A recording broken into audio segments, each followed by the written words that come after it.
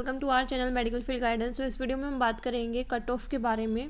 Different AIIMS के लिए different categories के अकॉर्डिंग क्या आपको मार्क्स लाने की रिक्वायरमेंट है कि आपका सिलेक्शन हो जाए।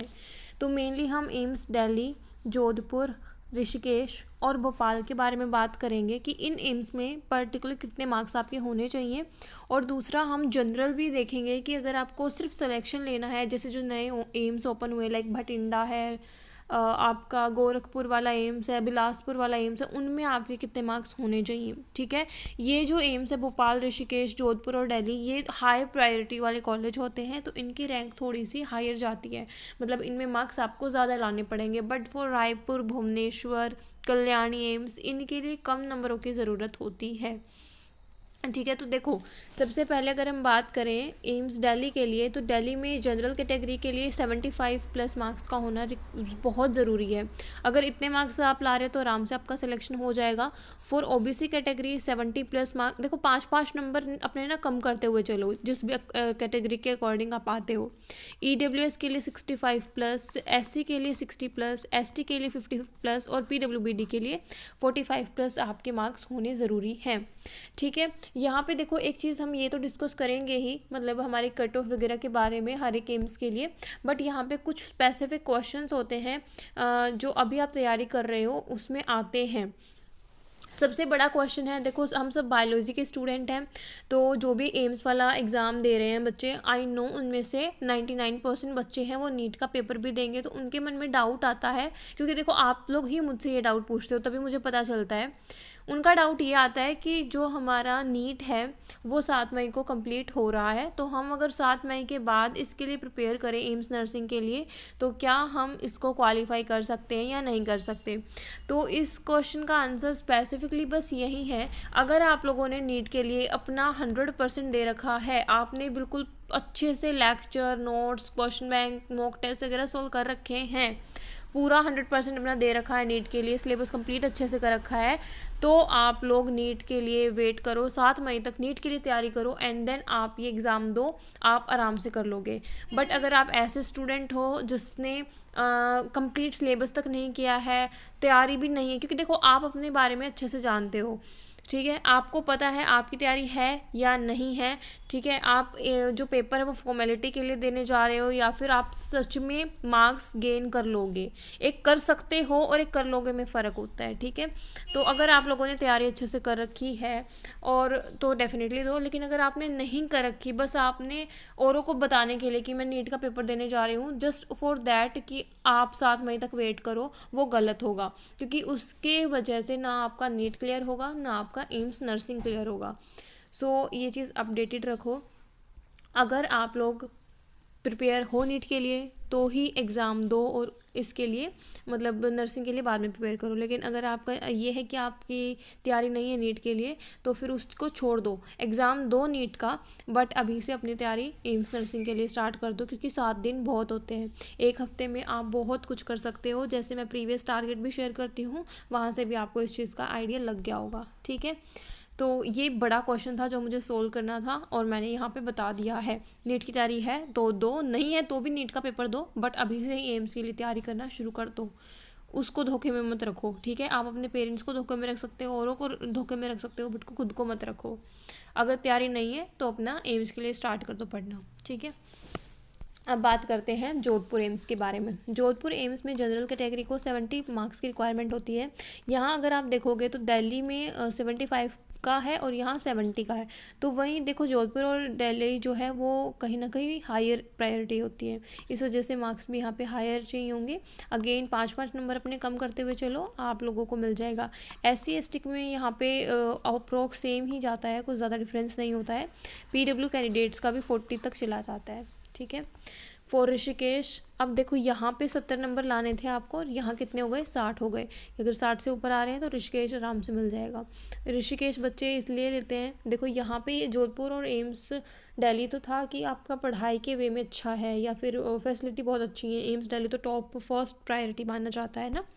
लेकिन ऋषिकेश का एनवायरनमेंट की वजह से वहाँ पे बच्चे ज़्यादा जाना पसंद करते हैं, तो इस वजह से यहाँ की कट ऑफ जो है वो हाई रहती है।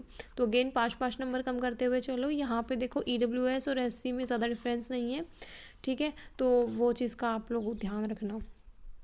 भोपाल अगेन 60+ पे मिल जाएगा। भोपाल की पढ़ाई बहुत अच्छी है, तो यहाँ पे भी कट ऑफ ज़्यादा रहती है और बच्चों की प्रायोरिटी भी होता है ये, ठीक है। अगेन अपने मार्क्स 5 कम करते हुए चलो, ठीक है। अगर हम बात करें जनरल कि हमें अगर सिर्फ बिलासपुर वगैरह या बस कोई ना कोई एम्स मिल जाए, उसके लिए कितने मार्क्स लाने होंगे फॉर जनरल कैटेगरी? 55 नंबर अगर आपके आ जाते हैं तो आप आराम से ले लोगे कॉलेज। OBC के लिए 50, EWS के लिए 45 से ऊपर, SC के लिए 40 से ऊपर, ST के लिए 40 से ऊपर, PWD के लिए अगर आप 30 से ऊपर भी ले आओगे तो आराम से हो जाएगा। अब जो है देखो, ये क्वेश्चंस राइज होते हैं आप जब तैयारी कर रहे होते हो, जैसे आप पढ़ रहे हो, ठीक है, पढ़ते पढ़ते आपने एक स्ट्रैटेजी बना रखी है, वो 2-3 दिन मैक्सिमम फॉलो करते हो, उसके बाद फॉलो नहीं हो पाती है, फिर और कोई स्ट्रैटेजी बनाने का मन करता है। तो देखो ये प्रॉब्लम कैसे सॉल्व होगी, आप अपना ना एक पर्टिकुलर टेस्ट रखो उस चीज़ के लिए कि आपने ये टारगेट करा है, इसका आप टेस्ट ले रहे हो, टेस्ट का एनालिसिस आपको बताएगा कि आपने कितना अच्छे से उसमें परफॉर्म किया। अगर आप अच्छा परफॉर्म करोगे तो आपका मन करेगा कि आप अगले दिन का भी काम कंप्लीट करो, ठीक है। कुछ ना कुछ रिवॉर्ड अपने लिए रख सकते हो उसके लिए। Not able to solve physics question, ये बहुत सारे बच्चों की दिक्कत आती है कि आप लोग फिज़िक्स के क्वेश्चन सॉल्व नहीं कर पा रहे हो, इस वजह से डिमोटिवेट हो रहे हो।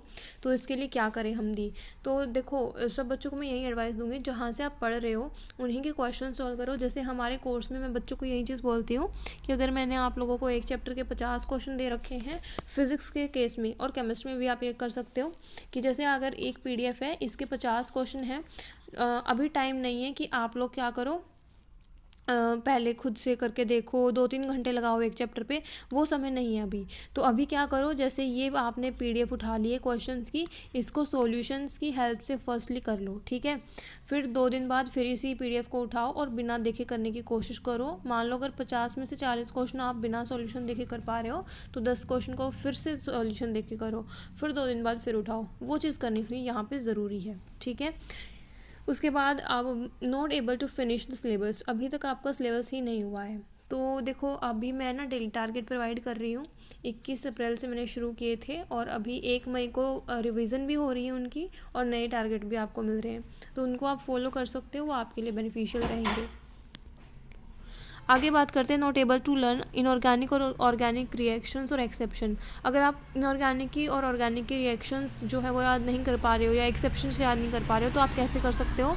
देखो सिंपल सी चीज़ है, ये चीज़ आप ना सब कुछ आप NCERT का याद नहीं रख सकते हो, तो कोशिश करो जो इम्पोर्टेंट चीज़ें हैं बस वही करो, क्योंकि ये मंथ आपका बहुत क्रूशियल है।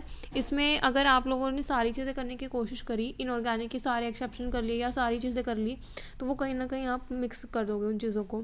तो ट्राई करो कि आप क्या करो, सिर्फ इम्पोर्टेंट पोर्शन करो यहाँ से, ऑर्गेनिक से इनऑर्गेनिक से, तो वो आपके लिए आसान रहेगा। कम काम होगा, याद अच्छे से करोगे। कम काम, स्मार्ट वर्क होना चाहिए, उसको इम्पोर्टेंट होना चाहिए, ऐसा नहीं कि आप अपने हिसाब से कम कर रहे हो। Not able to find correct level of question for practice, AIIMS nursing का लेवल आपको नहीं मिल रहा है क्वेश्चन प्रैक्टिस के लिए, तो आप क्या करो। देखो ये चीज़ बहुत सारे बच्चों को मतलब प्रॉब्लम हो रही है। अगर आप लोगों ने नीट के लिए प्रिपेयर कर रखा है तो वो जो क्वेश्चन अगर आपने 1-2 बार कर रखे हैं सॉल्व, तो वहीं करो, कुछ अलग से करने की रिक्वायरमेंट नहीं है।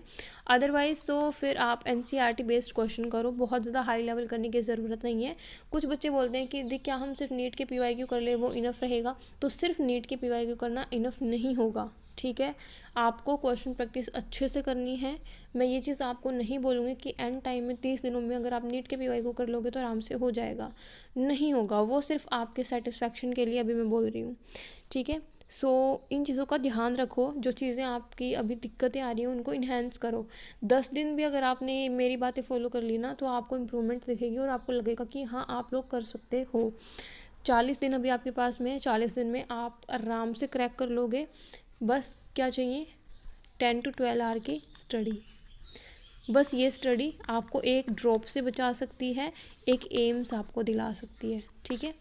So thank you for watching this video. कोई भी अदर डाउट या क्वेरी है तो आप कमेंट सेक्शन में पूछ सकते हैं, और फर्दर जो भी अपडेट होगा वो मैं आपको प्रोवाइड कर दूँगी। नेक्स्ट आपको किस टॉपिक पे वीडियो चाहिए वो भी आप कमेंट सेक्शन में मुझे बता सकते हो।